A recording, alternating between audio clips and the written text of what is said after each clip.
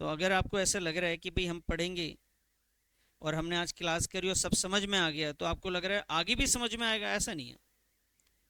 मैं जब तक समझाऊंगा तब तक समझ में आएगा, और मैं ये बात कई बार कह चुका हूँ ना, ये बात कि क्लास में समझ में आ रहा है, ये मेरा टैलेंट है। क्लास के बाद अगर आपको समझ में आए, चीज़ें याद रहे, वो आपका टैलेंट है। तो मेरे टैलेंट का आपका किसी भी काम में नहीं आने वाला। बस एक दिन आएगा मेरा टैलेंट काम, जिस दिन आप सीखेंगे। आपका टैलेंट आपको आगे ले जाएगा। जो आपको आगे तक याद रखना है वो आपका टैलेंट है। उसे सीखिए कि कैसे रखा जाता है, और उसका एक ही तरीका मैंने बताया, सिर्फ रिवीजन करना है आपने। कोई फिक्र नहीं करनी कि सैम्पल पेपर क्या होता है, प्रीवियस में क्या आया था, इंपॉर्टेंट क्या है, क्या चीज़ डिफिकल्ट है, क्या चीज़ इजी है, आगे क्या पढ़ेंगे, सिलेबस का क्या होगा, कुछ नहीं सोचना। सिर्फ ये सोचना है जो टीचर ने पढ़ाया वो रिवाइज करना है। बगैर रिवीजन के आप कुछ नहीं कर सकते, चाहे आप डेली कुछ भी पढ़ते रहें, बहुत सारी पढ़े, 8-8 घंटे की क्लास ले लो, कोई फर्क नहीं पड़ेगा उससे। आपने 1 घंटा लिया, पढ़ाई 8 घंटे खुद से करी, रिवाइज आपने करने में लगाया उस वक्त को, वो ज़्यादा इंपॉर्टेंट है। प्लीज़ रिवाइज कीजिए, ये वक्त गुजर जाएगा, ये नहीं आएगा। आज का दिन गया तो गया, नहीं आएगा वो।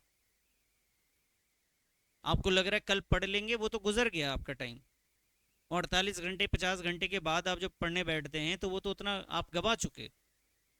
तब तक ये इजी हो सकता था। मैंने आपको 1 घंटा पढ़ाया, 1 घंटे में चीज़ें सीख गए आप। आप खुद ही सोचिए, जिस चीज़ को मैंने 1 घंटा पढ़ाया और आप सीख गए, और सीख कर यहाँ से गए, 48 घंटे में वो चीज़ और बेहतर होगी ना। अगर करना चाहेंगे तो पता नहीं और कितना बेहतर हो जाए, और नहीं करना चाहेंगे तो सिचुएशन तो मैं देखता ही हूँ कि जब आते हैं तो बिल्कुल गोल हो चुका होता है कि जो हमने पढ़ा। तो आज मैं जो टॉपिक पढ़ाऊंगा वो भी 100% समझ में आएगा। मैंने अभी क्या बोला आपको कि आप ये सोच के भी बैठ जाओ कि नहीं समझना है, फिर भी समझ में आ गया, और ये मेरा टैलेंट है, मैं समझा के भेजूंगा। लेकिन 1 हफ्ते के बाद आपको याद ना रहे, ये अफसोस मुझे भी होता है, आपको भी होना चाहिए। अब तक हमने कितने सारे टॉपिक कवर कर लिए बेटा, कितने सारे। इस चैप्टर का आखिरी टॉपिक हम लोग डिस्कस कर रहे हैं। ठीक है, आइए जी, टॉपिक का नाम लिखें।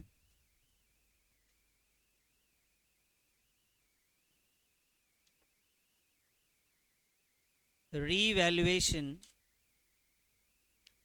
Of assets and reassessment of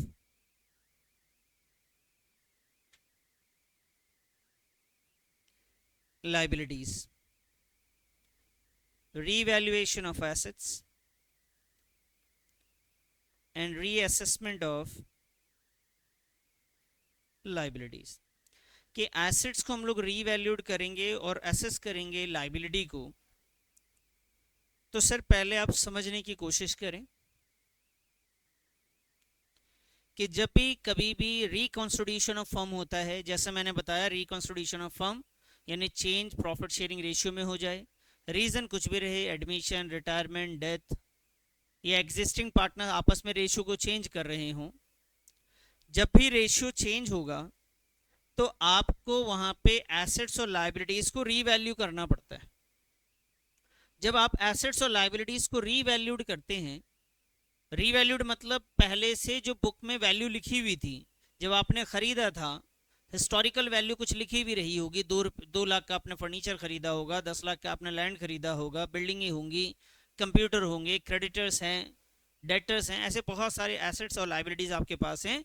वो सारे एसेट्स और लाइबिलिटीज को आपने दोबारा से रीवैल्यूड करना है, और इसमें कुछ चीज़ों की वैल्यू बढ़ गई होगी, कुछ चीज़ों की वैल्यू कम हो गई होगी। तो जब एसेट्स और लाइबिलिटीज की वैल्यू को रीवैल्यू करेंगे तो उसकी वैल्यू बढ़ भी सकती है और घट भी सकती है। बढ़ने की वजह से एसेट्स की वैल्यू अगर बढ़ जाती है तो आपके लिए फायदा है, लाइबिलिटीज की वैल्यू बढ़ जाए तो आपके लिए नुकसान है। तो ये चीज हम सीखेंगे कि एसेट्स लाइबिलिटीज की वैल्यू में चेंज आ गया सर, जब रेशियो चेंज करने गए और जो पहले वैल्यू था और आज की वैल्यू है उसमें क्या आ गया, चेंज आ गया, तब क्या करेंगे। तो इसकी अकाउंटिंग को आपने समझना है। तो देखिए बेटा कि जब भी आप एसेट्स और लाइबिलिटीज को रीवैल्यू करेंगे तो आपके पास पहले तो 2 रास्ते आएंगे, और ये मैनेजमेंट का डिसीजन है, उसके हिसाब से अकाउंटेंट करता है। तो अकाउंटेंट मैनेजमेंट से पूछता है कि सर ये रीवैल्यूड जो हो गया, हमने एसेट्स और लाइबिलिटीज को जो रीवैल्यू किया, या आप इसे कीजिए जो रिवाइज्ड वैल्यू है। सर बात नहीं समझ में आ रही है बेटा, बताओ। ये देखो, आप ध्यान से समझना, पहले अभी लाइन समझ में आ जाएगी। बिल्डिंग पहले पहले बुक्स में दिख रही थी 2 लाख की, आज हमने जब चेक किया तो इसका जो है मार्केट वैल्यू या करंट वैल्यू, ऐसा कह लीजिए आप इसे, इसकी करंट वैल्यू कितनी है बेटा? ये हो गई है 3 लाख। बताइए फायदा हुआ या नुकसान? फायदा। तो आपको मैनेजमेंट से पूछना है कि सर ये रेशियो आप चेंज कर रहे हो, जब रेशियो आप चेंज कर रहे हो तो ये वैल्यू पहले 2 था अब 3 है, तो बताओ आप बैलेंस शीट में कितना दिखाऊं? आप मैनेजमेंट से पूछेंगे। तो इसी तरीके से आपको क्वेश्चन में बताया जाएगा कि सर हम चाहते हैं नई वैल्यू पे लिखी जाए। कई बार क्वेश्चन में लिखा रहेगा कि हम चाहते हैं वैल्यू में चेंज आ गया हो, ठीक है, लेकिन हम चाहते हैं कि बिल्डिंग किस वैल्यू पे दिखे? बोलो, ओल्ड वैल्यू पे दिखे। तो बेटा ये बुक में जो पहले से था ये ओल्ड वैल्यू है, बेटा लिखो मत, इधर ध्यान देना। और ये कौन सी वैल्यू है? New value. ठीक है जी, 2 वैल्यू हैं हमारे पास और दोनों में चेंज है, तो हमें कौन सी वैल्यू पे लिखना है ये चीज हमें सीखनी है इसमें। तो इसी को हम लिख रहे हैं कि सर अगर रीवैल्यूड और रिवाइज्ड वैल्यू जो है उसे हम चाहते हैं बुक्स में दिखाना, to be shown in the new balance sheet. हम चाहते हैं नई बैलेंस शीट में दिखाना, तो आपको अकाउंटिंग इसकी सीखनी होगी कि अगर रीवैल्यूएशन हुआ है किसी एसेट्स और लायबिलिटीज का और उसकी नई वैल्यू को नई बैलेंस शीट में मैनेजमेंट दिखाना चाहता है तो उसकी अकाउंटिंग हम क्या करेंगे वो हमें समझना है। दूसरा है हमारे पास कि जो रीवैल्यूड है या रिवाइज्ड वैल्यू कह लीजिए,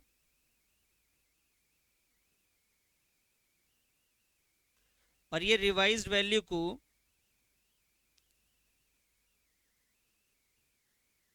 not to be shown in the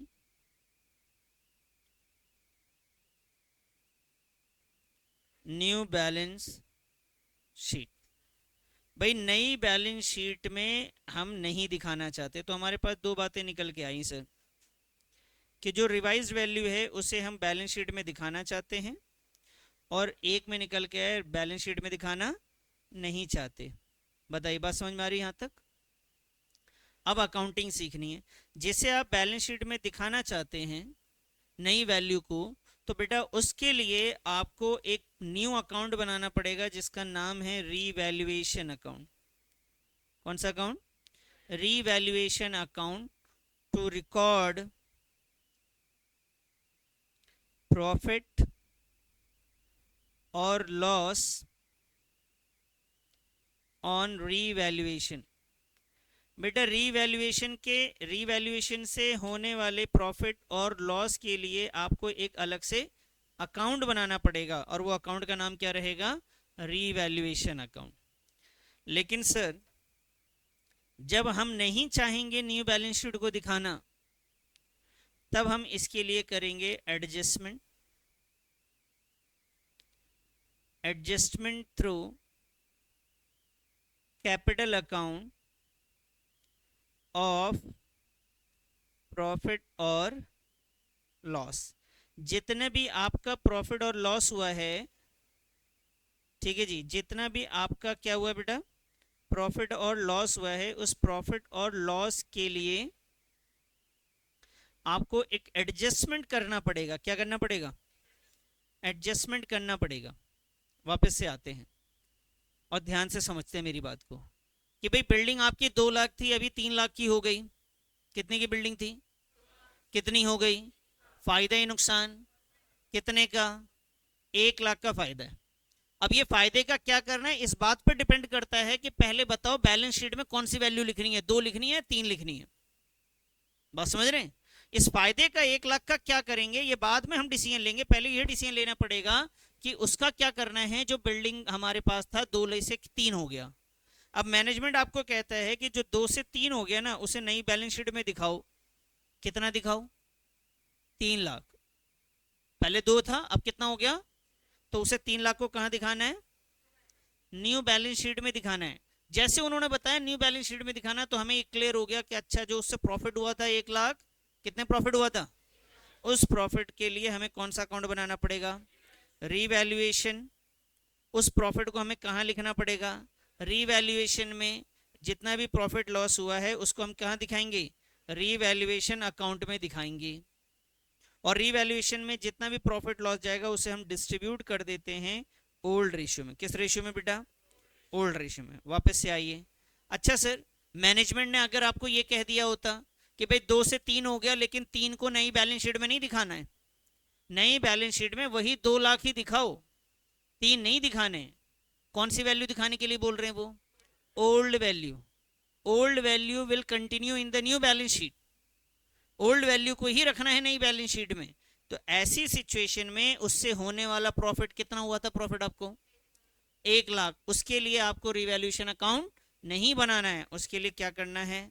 adjustment करना है। क्या करना है? एडजस्टमेंट्स करने। ठीक है जी। अब ये बहुत आसानी से धीरे धीरे चीजें समझ में आएंगी। पहले इतना नोट करो और फिर हम बात करते हैं। फटाफट नोट कीजिए।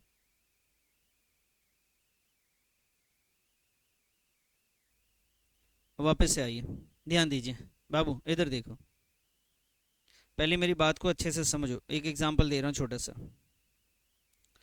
मान लीजिए मैंने आपसे बोला फर्नीचर है, फर्नीचर की ओल्ड वैल्यू 2 लाख थी, रिवाइज्ड वैल्यू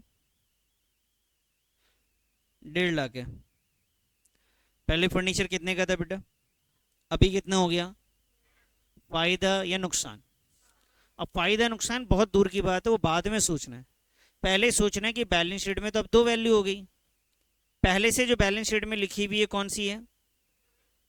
अब ये 3.5 का हो गया। तो हमें पूछना पड़ता है, ये क्वेश्चन हमें खुद बताता है कि आपको इस वाली वैल्यू को आगे रखना है, कंटिन्यू करना है, इसके साथ कंटिन्यू करना है, या इसके साथ कंटिन्यू करना है।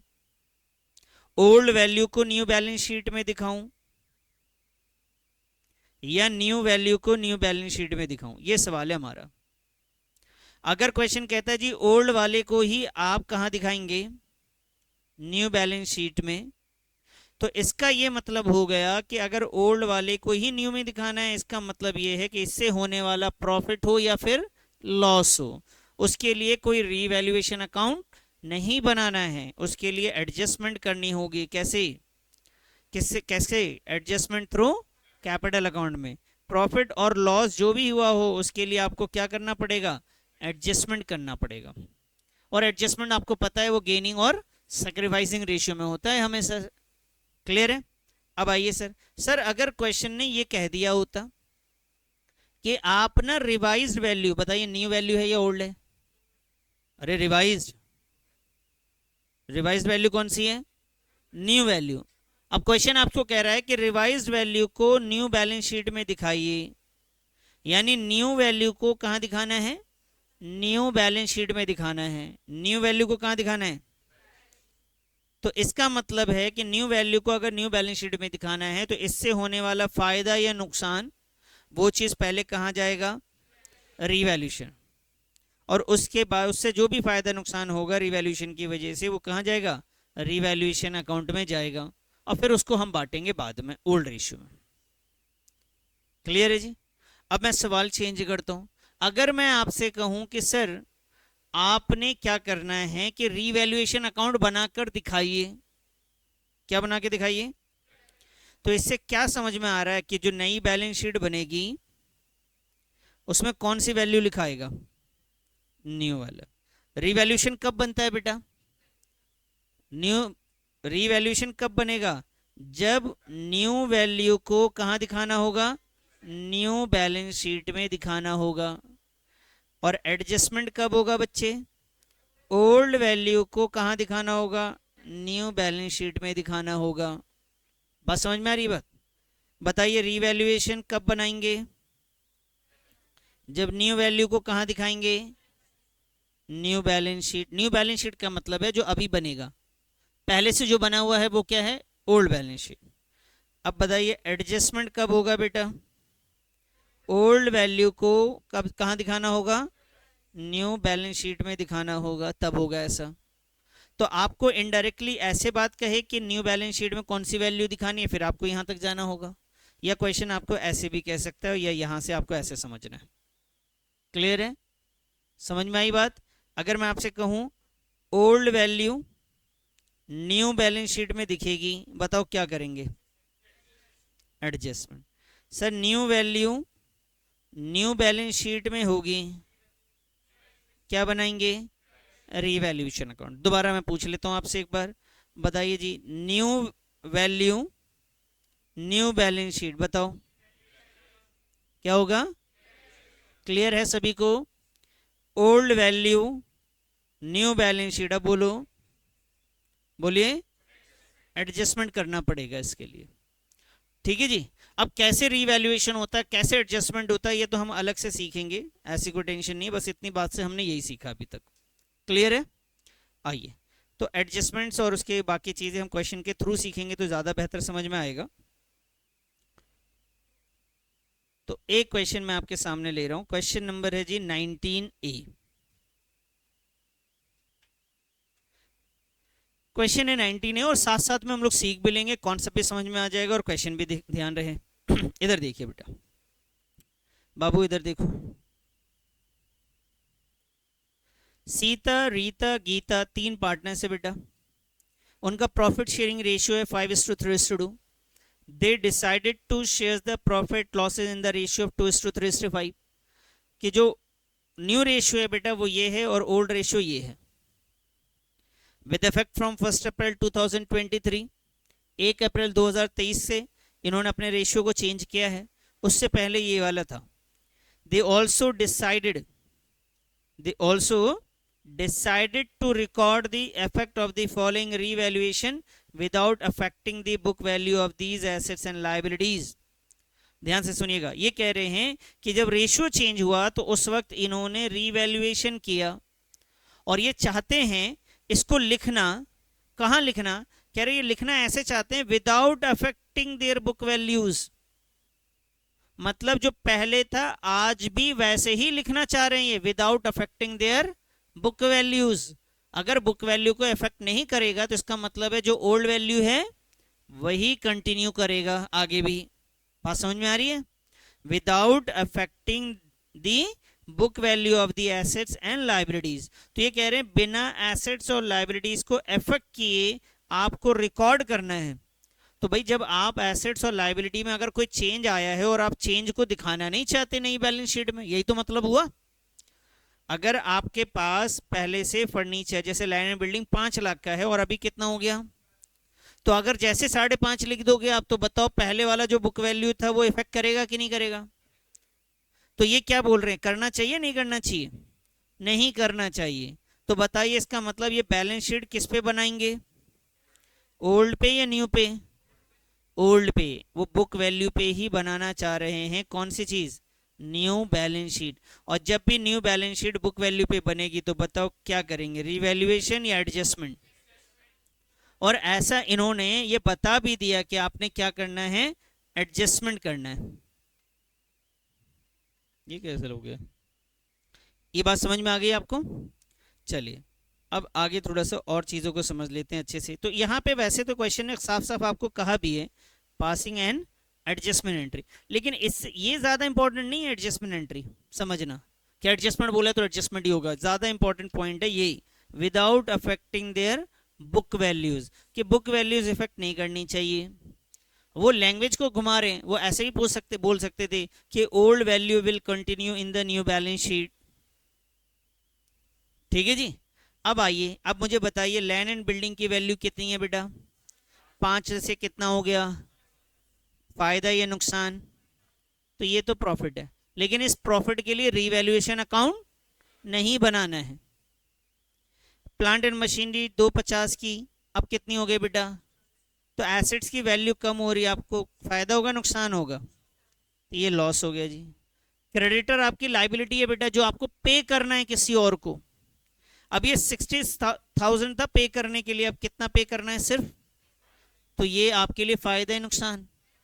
ये तो फायदा है ना, आपको किसी को 60 पे करना था, अब कितना पे करना पड़ेगा, सिर्फ 55, तो यहाँ पे आपको प्रॉफिट हो गया जी। आउटस्टैंडिंग एक्सपेंसेस पहले 60 था, अभी कितना है सर, तो आउटस्टैंडिंग तो आपके लिए पे करने वाली बात है, लाइबिलिटी है आपको, और लाइबिलिटी अगर आपको ज्यादा पे करना पड़े तो क्या है आपके लिए, लॉस। समझ में आई बात?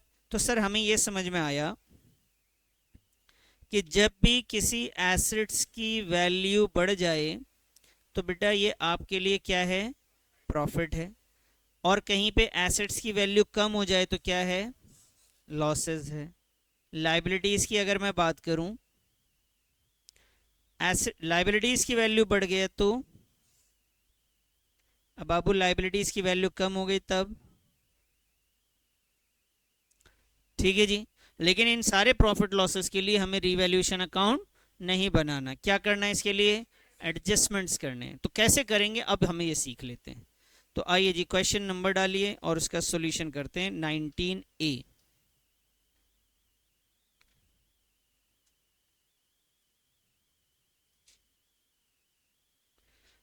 क्वेश्चन है 19A।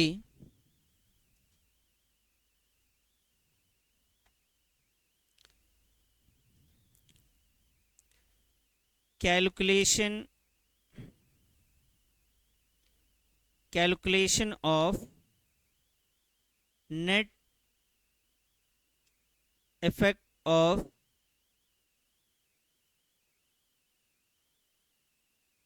calculation of net effect after revaluation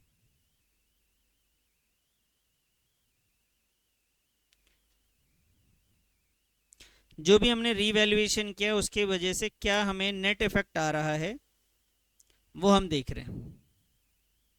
सबसे पहले जो एसेट्स था आपके पास वो क्या था बेटा, पहला था आपके पास लैंड एंड बिल्डिंग, आप यहाँ पे लिख लेंगे लैंड एंड बिल्डिंग।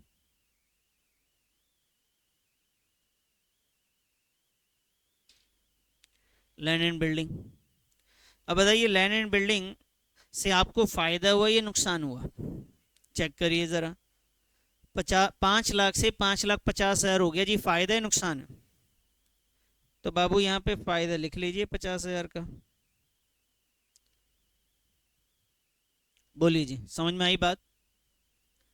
नेक्स्ट बताइए प्लांट एंड मशीनरी से क्या हुआ, फायदा है नुकसान, तो यहाँ पे लिखिए जी प्लांट एंड मशीनरी पहले तो,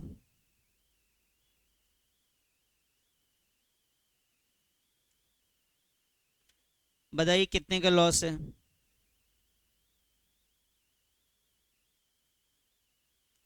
सन्ड्री क्रेडिटर हमारे लिए क्या है, लाइबिलिटी है, और लाइबिलिटी देखिए तो 60 से 55 हो गया बेटा। आपको ये चुकाने थे, किसी को पे करना था 60,000 की जगह सिर्फ 55,000 देने, 60 से 55 पे आ गया, तो आपके लिए तो फायदा है ना।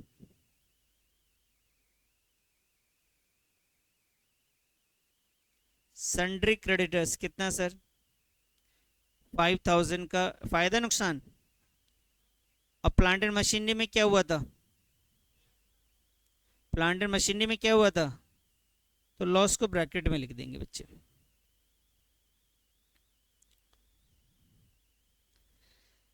आउटस्टैंडिंग एक्सपेंसेस लिख लेते हैं यहाँ पे,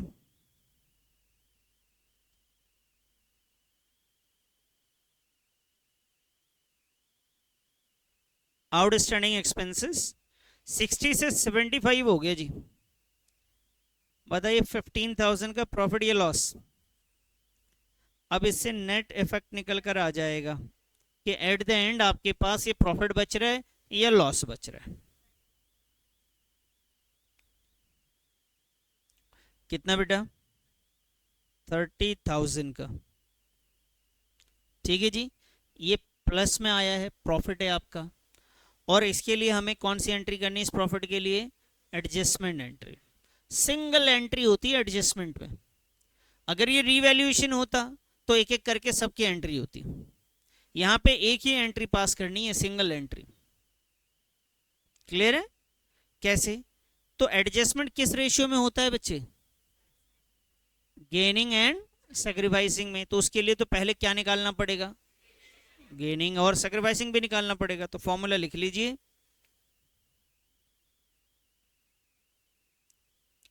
sacrificing slash gaining share is equal to का old share minus new share. Partners के नाम है सीता, रीता और गीता। सीता, रीता और गीता। सीता, रीता और गीता। ओल्ड रेशियो 5:3:2, 5/10, 2/10, 5:3:2, और न्यू रेशियो है 2:3:5। इसका मतलब 2/10, 3/10 एंड 5/10। तो भाई इसका तो मालूम चल गया कुछ भी नहीं है। यहाँ पे हमने देखा तो ये आया जी 3/10, और यह है माइनस का 2/10, -3/10। इन्होंने किया है जी सेक्रीफाइस, और इन्होंने किया है सर गेन। इन्होंने कर रखा है सेक्रीफाइस और एक ने किया है गेन। बताइए जी, बात समझ में आ गई आपको?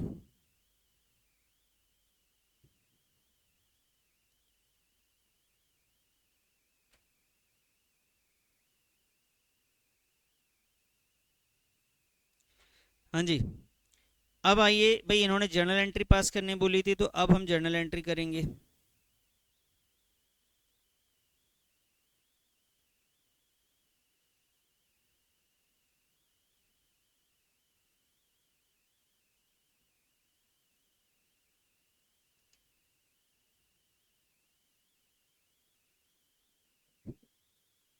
तो gaining debit to sacrificing, gaining में कौन है जी, गीता। तो Geeta's capital account,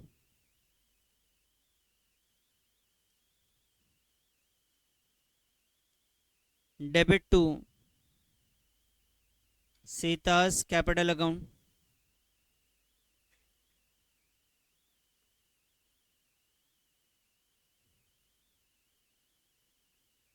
being adjustment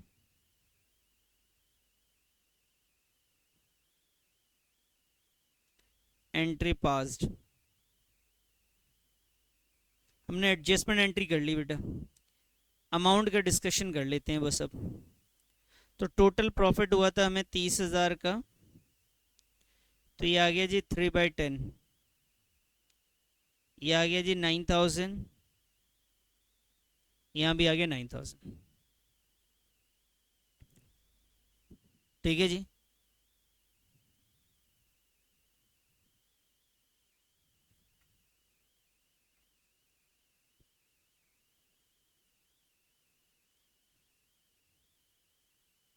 clear है, समझ में आई बात? तो जब आपको सिंगल एंट्री करना हो तो इसका मतलब है कि ओल्ड वैल्यू ही नई बैलेंस शीट में जाने वाली है, कोई रिवैल्यूएशन अकाउंट नहीं बनेगा, एक एडजस्टमेंट एंट्री करनी होगी। और अगर कोई ऐसी बात ना कही जाए तो हम रिवैल्यूएशन अकाउंट बनाते हैं। यहाँ तक आपको समझ में आ गया है तो बता दीजिए पहले। नोट कर चुके? वापस से आइए और चीज़ों को फिर से पढ़ के देख लीजिए। हमने लिखा कि revaluation of assets and reassessment of liabilities, revalued and revised value to be shown in the new balance sheet। ठीक है जी। और revalued and revised value not to be shown in the new balance sheet। तो अगर एक में नहीं दिखाना है और एक में दिखाना है नई वैल्यू को, इसको आप ऐसे भी कह सकते थे, old value will be shown in the new balance sheet. जब ओल्ड वैल्यू बैलेंस शीट में दिखाई जाएगी उसके लिए क्या करेंगे आप, एडजस्टमेंट करेंगे। किस रेशियो में, गेनिंग एंड सेक्रीफाइसिंग। गेनिंग मैं पहले इसलिए बोलता हूँ कि गेनिंग डेबिट होता है, गेनिंग एंड सेक्रीफाइसिंग। अच्छा जी, गेनिंग एंड सेक्रीफाइस में करा, उसके बाद हमने ये पढ़ा कि सर एसेट्स की वैल्यू अगर रीवैल्यूएशन की वजह से बढ़ रही हो तो प्रॉफिट है, घट रही हो तो क्या है, लॉस। लाइबिलिटी बढ़ जाए तो लॉस और घट जाए तब प्रॉफिट है। ये बात समझ में आ गया आपको? इस क्वेश्चन को दोबारा से आप देख लें एक बार कि ऐसा हमने क्यों करा है, ध्यान से समझिए और देख लीजिए। यहाँ क्वेश्चन ने आपको बोला था कि रेशियो चेंज हुआ है, फिर बोला कि दी रिकॉर्ड द इफेक्ट, ये जो रेशियो चेंज हुआ उस वक्त आपके एसेट्स लायबिलिटीज रीवैल्यूड हुई। कह रही जी रीवैल्यूएशन हुआ है तो रिकॉर्ड करिए उसके इफेक्ट को, बढ़ा है घटा है जो भी है उसके फायदा नुकसान को लिखिए। अब लिखने के दो रास्ते हैं, आप रिवैल्यूएशन अकाउंट भी बना सकते हैं और एडजस्टमेंट एंट्री भी, तो क्वेश्चन खुद बताता है आपको ये। तो रिवैल्यूएशंस विदाउट अफेक्टिंग दी बुक वैल्यूज, बुक वैल्यूज में कोई छेड़खानी नहीं करनी है। बढ़ जाए तभी भी वही लिखना है, घट जाए तभी भी वही लिखना है, बुक वैल्यू ही रहने देना है। तो इसका मतलब है कि इससे होने वाला, रिवैल्यूएशन से होने वाला फायदा नुकसान के लिए आपको क्या करना पड़ेगा, एडजस्टमेंट एंट्री। कई बार ये एडजस्टमेंट वर्ड नहीं रहेगा बेटा, वहां लिखा रहेगा by passing a single entry. क्या लिखा रहेगा, सिंगल एंट्री। तो इससे भी हम समझ जाएंगे अच्छा एक ही एंट्री करनी है, इसका मतलब ये एडजस्टमेंट एंट्री है। क्लियर है ये बात, या कोई डाउट है बता दीजिए।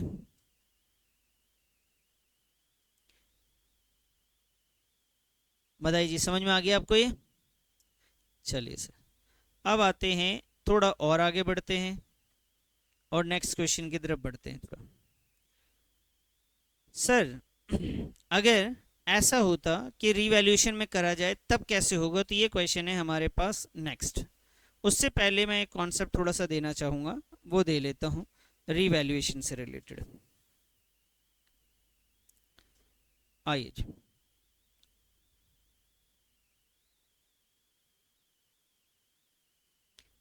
Revaluation account. रीवैल्यूएशन अकाउंट कब ओपन किया जाता है?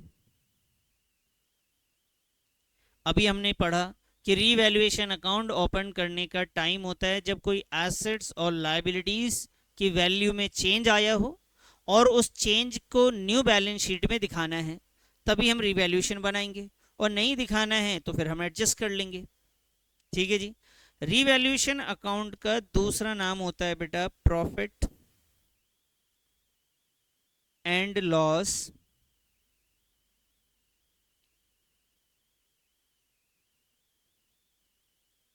Adjustment account.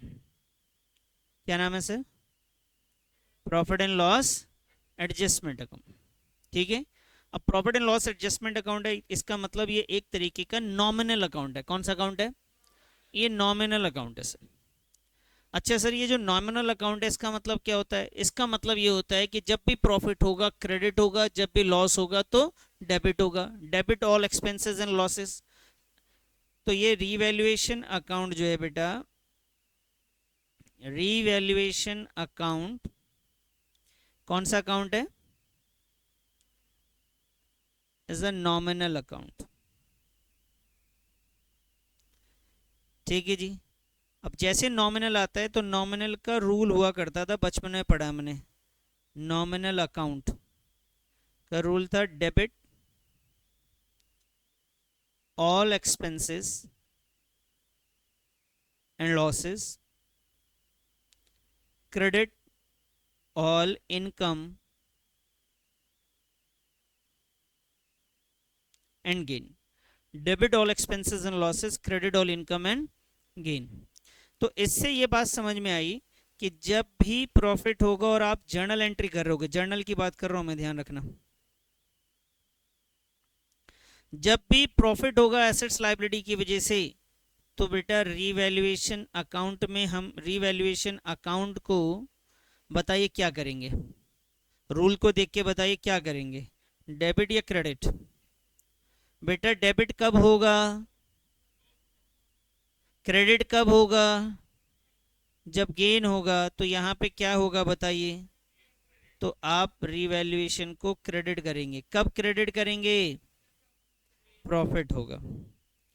अच्छा जी, अगर प्रॉफिट कह लीजिए या इसे गेन कह लीजिए, आइए जी, लॉसेस, कोई लॉसेस या एक्सपेंस को रिकॉर्ड करना हो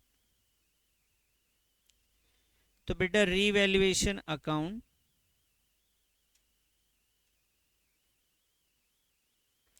रीवैल्यूएशन अकाउंट बताइए क्या करेंगे। तो ये रीवैल्यूएशन अकाउंट को हम लोग बेटा डेबिट करेंगे। क्या करेंगे? डेबिट। फटाफट इतना नोट करिए, ये मैंने जर्नल एंट्री से रिलेटेड बात समझाई है अभी, फिर इसके अकाउंट के बारे में भी बात करेंगे, लेकिन थोड़ा सा सीखेंगे फिर प्रैक्टिस करेंगे, फिर थोड़ा कॉन्सेप्ट को धीरे धीरे करके सीखते हैं।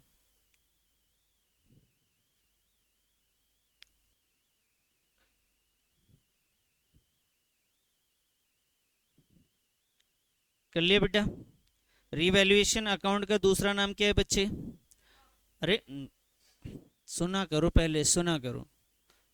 रीवैल्यूएशन अकाउंट का दूसरा नाम profit and loss adjustment account. और ये किस टाइप का अकाउंट है? Nominal account. इसका नेचर क्या है बेटा? नॉमिनल अकाउंट है।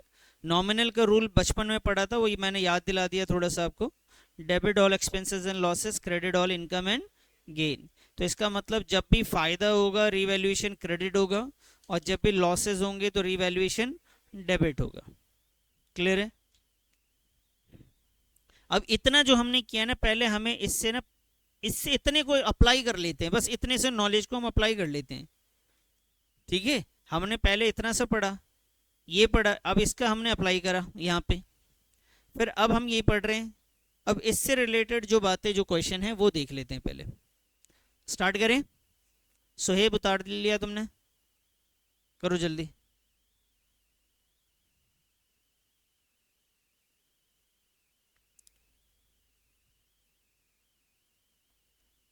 और रिवीजन कर लेना। रिवीजन का मतलब ये बिल्कुल भी नहीं है कि आप नोटबुक उठा लिया और आप रीडिंग करते जा रहे हैं अकाउंट्स में, कोई मतलब नहीं। आप दिमाग में बैठा के चला करो कि भाई आप कम से कम तो हमारे पास ना, आप 48 घंटे के बाद आते हैं, 48 आवर्स, और मैं आपको सिर्फ 1 घंटा पढ़ा रहा हूँ, उसमें भी थोड़ी बहुत बातें हो रही हैं, तो 40 मिनट 35 मिनट, 1.5 घंटे की क्लास में 1 घंटा चलो ले लेते हैं हम लोग 1.5 घंटा चल रहा है तो 1 घंटा तक पहुंच जाता होगा। अब 1 घंटे पढ़ा है मैंने और आपको समझ में आ गया, जब 1 घंटे में आ गया तो आपके पास तो 48 घंटे उसको और बेहतर करने के लिए।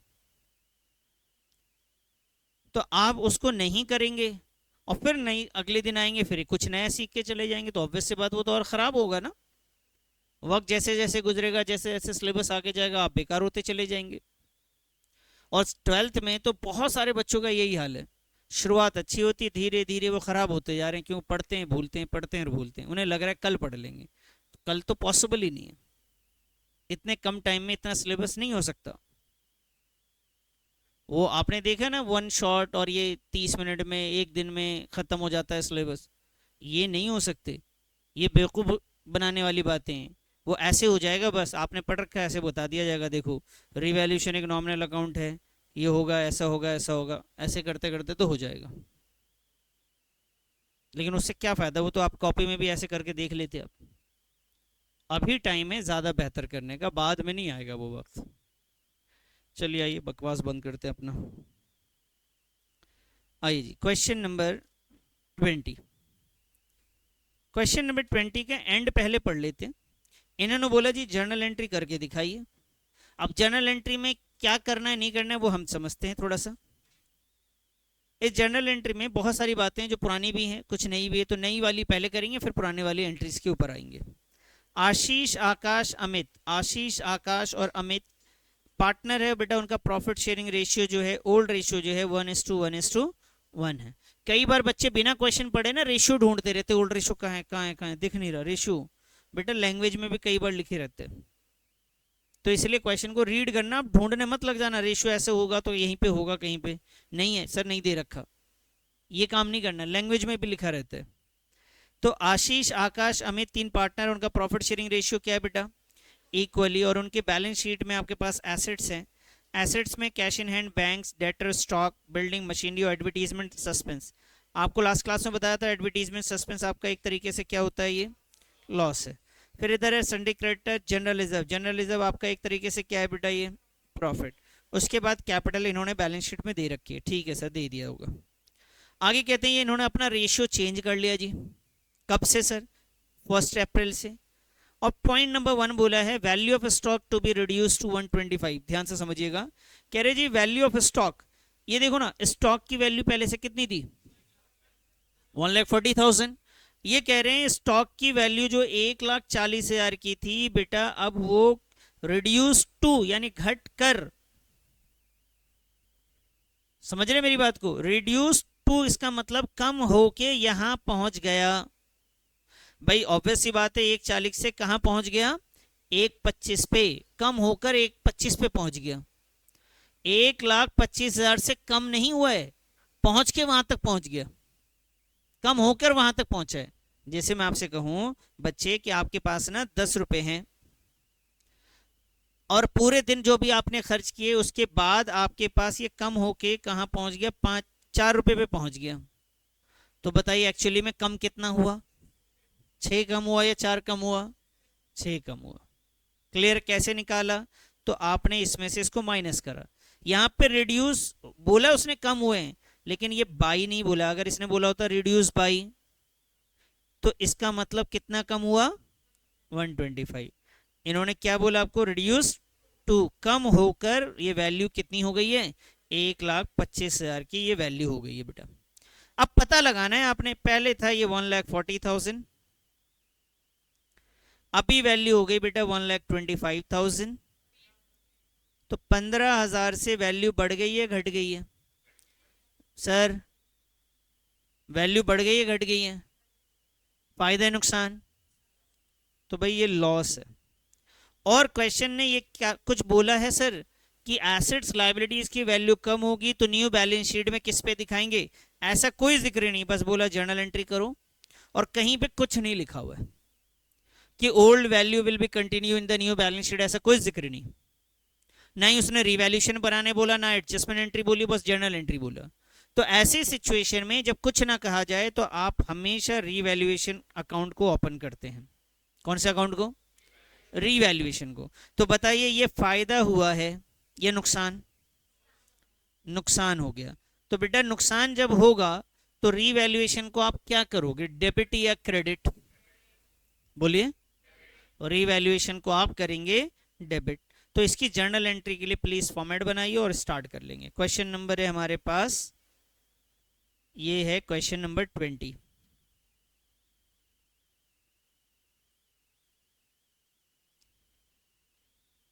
क्वेश्चन नंबर है सर 20। रीवैल्यूएशन का फॉर्मेट बना लीजिए, ओ जर्नल एंट्री का फॉर्मेट तैयार कीजिए आप।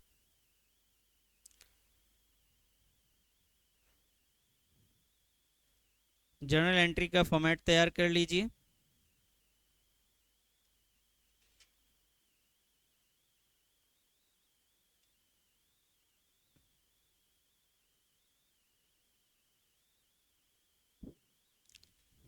बना लिया बेटा फॉर्मेट? चलिए, तो जर्नल एंट्री के फॉर्मेट के बाद हम आते हैं जर्नल एंट्री करते हैं। बताइए इसमें फायदा नुकसान, रीवैल्यूएशन को क्या करोगे? तो भाई यहां पे लिख लीजिए revaluation account debit,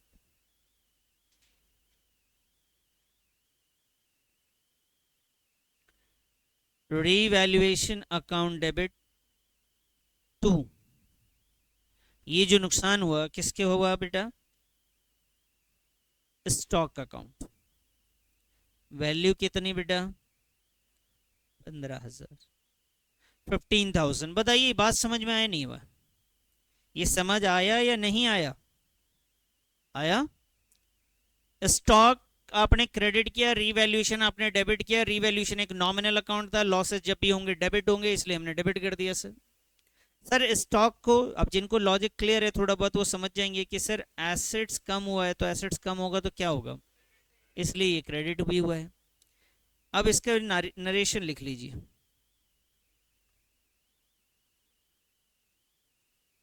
being stock revalued, आप इतना लिख सकते हैं। और लिखना चाहें तो बीइंग स्टॉक रीवैल्यूड बाई या रिड्यूस बाई, आप ऐसे भी ये लिख चुके हैं आप, आए ना, लिख दिया। अब मैं दूसरा भी आपको समझा देता हूँ, वो लिखने की जरूरत नहीं, बस समझ लीजिए। बीइंग स्टॉक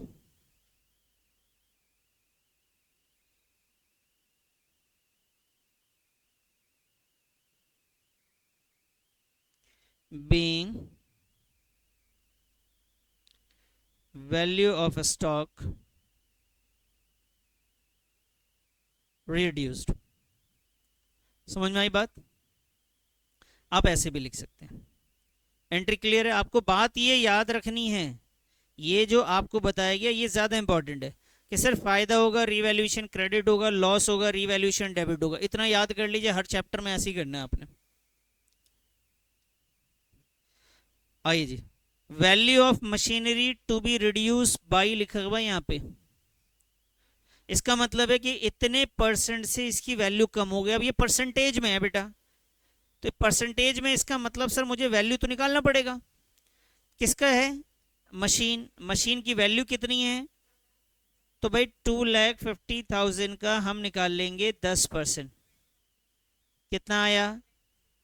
तो ये 10% की जगह पे क्या बोलना चाह रहे हैं? ये कह रहे जी मशीन की वैल्यू जो है कम हो गई है, कितने से? सर मशीन की वैल्यू कम हो गई, मशीन हमारे लिए क्या है? एसेट से। मशीन की वैल्यू कम हो गई, फायदा ही नुकसान? नुकसान। क्या है ये? फायदा, प्रॉफिट या लॉस? लॉस है। तो लॉस में कौन से अकाउंट को डेबिट करते हैं? रीवैल्यूएशन को सर हम डेबिट करते हैं। अरे इधर ध्यान दो, किसको डेबिट करते हैं? तो भाई मैं यहां लिख रहा हूं रीवैल्यूएशन अकाउंट। बताइए सही लिखा मैंने? तो बोलो ना। और क्रेडिट में बोलो क्या आएगा? Machinery account.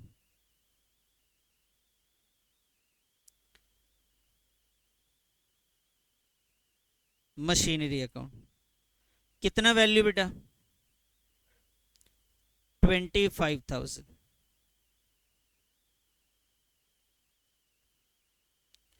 25,000। सर नरेशन बता दें, लीजिए बेटा जी नरेशन भी देख लीजिए। Being machinery reduced. अब लैंग्वेज में ज्यादा आपको नहीं जाना है, आपने बस एग्जाम में इसी तरीके से, मैं क्यों लिख रहा हूँ दो तरीके से तीन तरीके से, कि आपको इस चीज का डर ना रहे। बस आप लिख पाए अपनी बात को किसी भी तरीके से, उसको बता पाए कि भैया इसकी वैल्यू कम हो गई है। बस आप बीइंग मशीनरी डिक्रीज बाय 25,000 लिख सकते हैं, बीइंग मशीनरी रीवैल्यूड लिख सकते हैं। क्लियर है? आइए जी, सेकंड हो गया जी। अब आते हैं सर थर्ड वाले पे। तो एक में फायदा हुआ था और एक में, ये दोनों में नुकसान हुआ। गुड।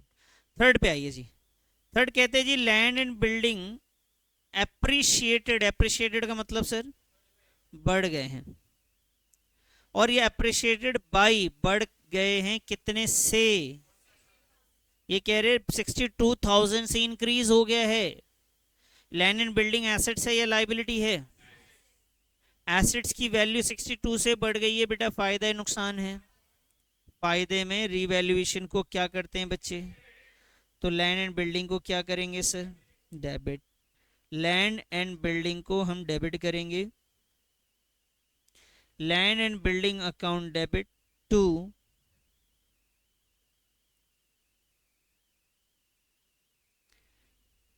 रीवैल्यूएशन अकाउंट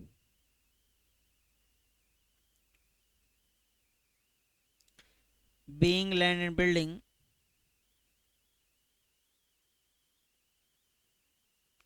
एप्रिशिएटेड, और वैल्यू है सर 62,000 से।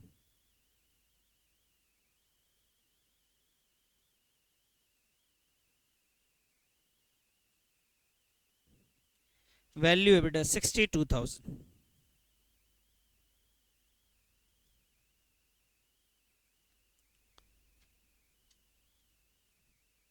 बताइए जी, बात समझ में आ रही है यहाँ तक?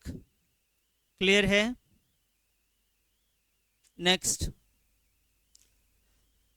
ध्यान दीजिए इधर, कह रहे जी provision for doubtful debts to be made on debtor, करे डेटर के ऊपर प्रोविजन बनाना है। भाई डेटर आपके लिए क्या है, एसेट्स है, और प्रोविजन जब बनाया जाता है डेटर के ऊपर तो वो एक तरीके का नुकसान है, वो लाइबिलिटी है। अगर अकाउंटिंग करी जाए प्रोविजन की तो लाइबिलिटी मानी जाती है, और वैसे देखा जाए तो आपका नुकसान है। भाई डेटर आपका इतना था बेटा, ध्यान से देखिएगा, डेटर आपका कितना था, 80,000 का। अब 5% आप प्रोविजन बना रहे हैं कि नहीं मिलेगा, तो आप क्या इससे फायदा सोच रहे हैं, क्या सोच के चल रहे हैं, लॉस। क्लियर है जी? कितना परसेंटेज में गिवन है तो परसेंटेज निकाल लीजिए, कितना है बेटा, फायदा नुकसान क्या है, नुकसान में रिवैल्यूएशन याद है, रिवैल्यूएशन डेबिट कब होता है, जब लॉस हो तो रिवैल्यूएशन डेबिट होता है, प्रॉफिट हो तो रिवैल्यूएशन क्रेडिट होता है। तो सर रिवैल्यूएशन को हम डेबिट करेंगे,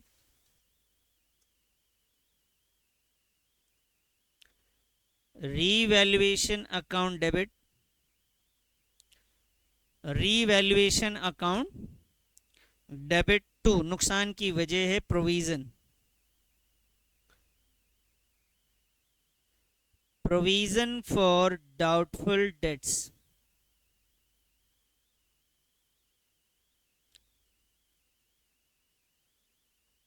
being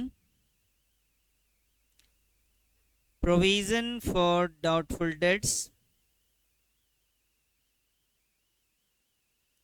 created, being provision for doubtful debts created, कितना बेटा, तो 4,000 आप इसकी वैल्यू लिख लीजिए गुरुजी। बताइए बात समझ में आ गई आपको? 4 हो चुका, अब आइए सर 5 पे। आकाश, ये देखिए पार्टनर था हमारा जो है ना, उसका नाम आकाश था। क्योंकि एसेट्स लायबिलिटीज रीवैल्यूड हो रहा है, बहुत सारे काम हैं इस वक्त, तो उस काम के लिए Akash was to carry out reconsideration, Akash ही के पास ये सारी जिम्मेदारी है बेटा, और इस जिम्मेदारी के लिए उसको फर्म कितना दे रही है, 10,000 रुपये आप आकाश को दे रहे हो। बताओ ये फायदा ही नुकसान है, कंपनी के लिए एक तरीके का लॉस एक्सपेंस है, और जब भी लॉस होगा रीवैल्यूएशन डेबिट होगा। क्लियर है ये बात? आइए सर रीवैल्यूएशन फिर से डेबिट करेंगे,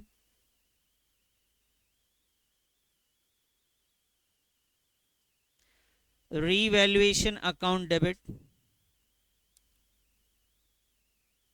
आकाश कैपिटल अकाउंट,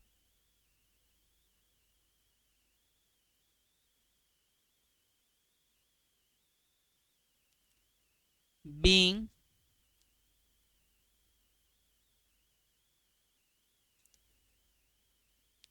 remuneration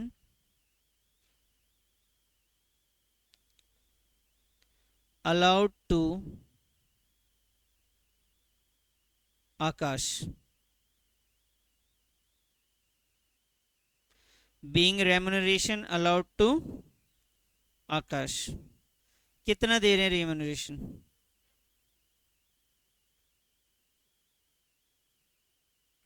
बताइए जी, बात समझ में आई? यहां तक क्लियर है? अब आइए आगे, ये सारी एंट्रीज हो गई जी। इस सारी एंट्रीज में क्या हुआ है ध्यान से फिर से समझ लेते हैं एक बार। यहाँ पे रिवैल्यूएशन अगर डेबिट है, इससे आप पहचान सकते हैं। बताइए रिवैल्यूएशन डेबिट है, इसका मतलब क्या हुआ था, यहाँ पे इसमें और इसमें, तो भाई कई बार प्रॉफिट कई बार लॉस हुआ, लेकिन नेट कितना बचा ये तो निकाला नहीं। भाई इससे पहले क्वेश्चन में हम लोग नेट ऐसे निकालते थे प्रॉफिट लॉस लिख के, लेकिन इसमें तो हमने अलग अलग लिखा ना, तो हमें नेट भी निकालना पड़ेगा कि नेट फायदा है या लॉस है। एक बार इधर ध्यान से फिर से देखिएगा, तो ये रफ में कर सकते हैं आप, कोई मसला नहीं है। बताइए रिवैल्यूएशन का लॉस कितना है पहला, फिर लॉस कितना हो गया 15 प्लस 25 बोले तो 40। डेबिट वाला क्रेडिट वाला मत जोड़ देना, क्रेडिट वाला क्या होता है, ये रिवैल्यूएशन क्रेडिट में, ये तो प्रॉफिट है ना। अभी हम सिर्फ रिवैल्यूएशन अकाउंट जब डेबिट में उसको देख रहे हैं, रिवैल्यूएशन अकाउंट डेबिट में ये भी था ये भी था, दोनों को प्लस कर दिया, कितना हुआ बेटा, रिवैल्यूएशन डेबिट में एक बार और आया 44, एक बार और आया 54, तो यानी डेबिट में इसका मतलब लॉस है कितना है। अब आइए क्रेडिट की बात करें, इकलौता है बेटा क्रेडिट वाला, तो कितना है बताओ, ज्यादा कौन सा, प्रॉफिट ज्यादा, क्लियर है, कम कौन सा, लॉस, डेबिट कम है। तो बताइए प्रॉफिट में से लॉस जाएगा, क्या बचेगा, 62 में से 54 जाएगा। बेटा मैं सिर्फ आपसे ये पूछ रहा हूं प्रॉफिट बचेगा या लॉस बचेगा, कितना, 8000 का प्रॉफिट बचेगा, और ये प्रॉफिट बांटना है, क्या करना है सर, प्रॉफिट को बांटना है। दूसरा तरीका मैं आपको बताता हूं, वापस से सोचिए इधर, फिर से आइए, आपने डेबिट का टोटल किया ये आया जी, क्रेडिट का टोटल किया 62 आया, डेबिट में किया 54, क्रेडिट में 62, दोनों इक्वल होना चाहिए, दोनों क्या करना है, तो डेबिट में कितना कम है बेटा 8000, तो भाई हमें रीवैल्यूएशन को वापस से डेबिट करना पड़ेगा। इधर ध्यान देना, कंफ्यूज हो सकते हैं आप थोड़ा सा, रीवैल्यूएशन को हमें डेबिट करना है। सर डेबिट तो रीवैल्यूएशन तब करते हैं जब लॉस होता है, यहां तो प्रॉफिट हो रहा था बेटा, प्रॉफिट जो हो रहा था उसको इस बार हम बांटने जा रहे हैं, तो प्रॉफिट हो गया, पहले लिख चुके, यहां तक प्रॉफिट हो चुका, अब उस प्रॉफिट को बांट रहे हैं, तो प्रॉफिट जब भी बढ़ता है तो क्या होता है, डेबिट करना पड़ता है उसे, खत्म कर रहे हैं, बांटेंगे तो क्या करना पड़ेगा, खत्म करना पड़ेगा। तो रीवैल्यूएशन को आप डेबिट करेंगे और पार्टनर्स को क्या करेंगे, क्रेडिट करेंगे। सर अभी भी बात समझ नहीं आई, बेटा नहीं समझ में आया तो आप इतनी सी बात याद रखो कि प्रॉफिट हमेशा क्रेडिट बैलेंस होता है, अभी क्रेडिट साइड आपका ज्यादा था, तो उसे खत्म करने के लिए आप क्या करोगे, डेबिट करोगे। अरे इधर ध्यान दो, इधर इधर, और कोई ट्रिक है याद करने का, तो ट्रिक ये है कि देखो लास्ट एंट्री आपको करना है हमेशा वो जिसमें रीवैल्यूएशन डेबिट क्रेडिट इक्वल हो जाए। तीन लॉजिक मैंने आपको बता दिए पहले, पहला लॉजिक बताया डेबिट में से क्रेडिट को माइनस कीजिए, आपका प्रॉफिट लॉस आ गया, प्रॉफिट आया था, प्रॉफिट को बांटेंगे, प्रॉफिट को बांटेंगे तो आपका कैपिटल क्रेडिट होगा, रिवैल्यूएशन डेबिट होगा। लेकिन आपको कंफ्यूज हो सकते हैं कि भाई रिवैल्यूएशन को डेबिट क्यों कर दिया, क्योंकि रिवैल्यूएशन क्रेडिट था पहले, प्रॉफिट में था, अब उसे हमने क्या करा, बांटने के टाइम पे डेबिट करा। और ये भी याद ना रहे तो बस ये याद कर लीजिए कि एंड एंट्री हमेशा डेबिट और क्रेडिट को इक्वल करना है। डेबिट साइड जब मैंने टोटल किया था तो 54 आ रहा था, है ना, और क्रेडिट साइड जब किया तो कितना आ रहा था, इक्वल कैसे होगा बोलो, डेबिट में कितना ऐड करेंगे, तो इसीलिए डेबिट में ऐड कर दिया। अब जो याद रह जाए वही काम आएगा आगे चल के। बताइए समझ में आई बात यहां तक। ये पार्टनर्स में बांट देंगे बेटा, पार्टनर्स का नाम क्या है बताओ, इन नालायक का नाम क्या है, आशीष, आकाश और अमित। आशीष कैपिटल अकाउंट,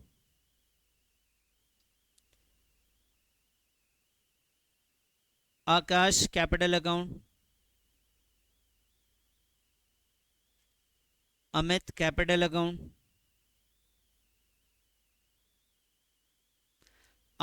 आशीष, आकाश और अमित कैपिटल अकाउंट। और इस 8000 को हम बांट देंगे ओल्ड रेशियो में।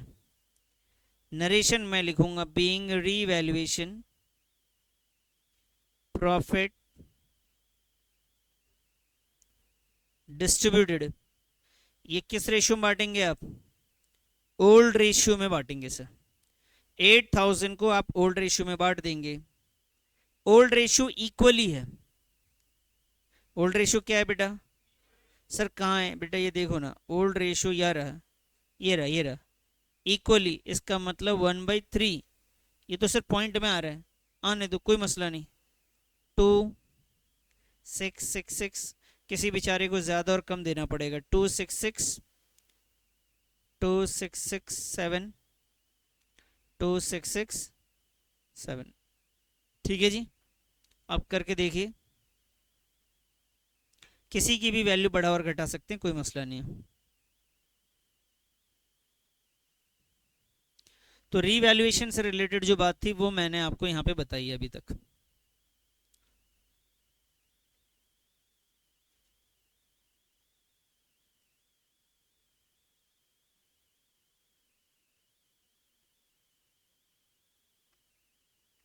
कर लिया यहाँ तक?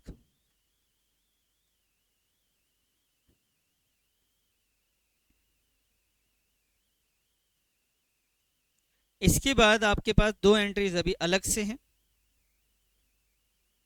किस बात की सर? सर ये देखो ना, आपके पास पहले से क्या था, और जनरल रिजर्व के लिए पूरे क्वेश्चन में कहीं कुछ नहीं बोला है। और जनरल रिजर्व के लिए बोला भी जाता है तो क्या बोलते हैं उसे, ये बोलते हैं कि भैया इसे डिस्ट्रीब्यूट करना है या नहीं करना है, बुक्स में दिखाना है या नहीं दिखाना है, कुछ नहीं कह रहे तो क्या करेंगे, इसको डिस्ट्रीब्यूट कर देंगे। जनरल रिजर्व आपका क्रेडिट बैलेंस है। कौन सा बैलेंस है बेटा? प्रॉफिट है। प्रॉफिट को जब भी बांटते तो क्या करना पड़ता है? डेबिट करना पड़ता है। क्या करना पड़ता है? तो जनरल रिजर्व को बांटने की एंट्री कर लीजिए बच्चा, कीजिए बेटा। General reserve,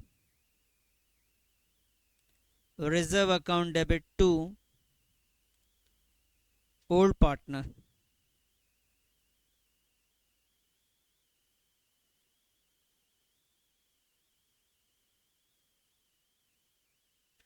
general reserve debit to old partner,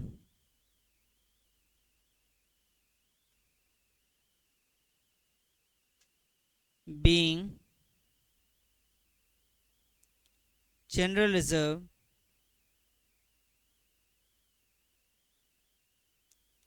distributed. बेटा जनरल रिजर्व की वैल्यू है 90,000, 90। बाबू जनरल रिजर्व 90,000।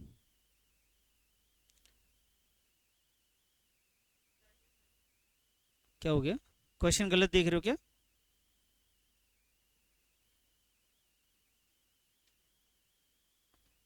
नालायक, महानालायक। जनरल रिजर्व कितना है? 90,000। इक्वली बांटेंगे तो क्या आएगा? 30,000, 30,000 एंड 30,000। ये हो गया जी। अब जनरल रिजर्व हमने बांट दिया। बैलेंस शीट में एक एसेट साइड भी कुछ चीजें थी बांटने के लिए, वो फायदा है नुकसान है?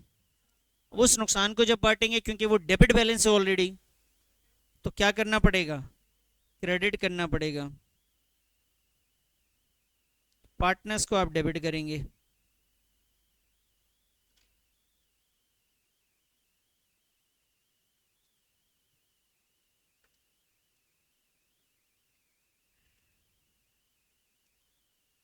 एडवर्टीजमेंट अकाउंट, नहीं एडवर्टीजमेंट पूरा नाम है सस्पेंस अकाउंट, तो बाबू ऐसे ही लिखना है, एडवर्टीजमेंट सस्पेंस अकाउंट।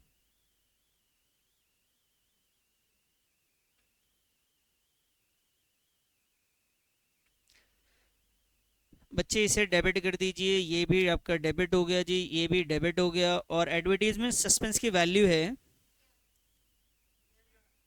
6,000। ये आ गया जी 2,000, 2,000। बेटा ये भी हमने ओल्ड रेशियो में ही बांटा है। बीइंग एडवर्टीजमेंट सस्पेंस, इसे आप डिस्ट्रीब्यूटेड या फिर रिटर्न ऑफ भी लिख सकते हैं। ये सब ओल्ड रेशियो में हुए।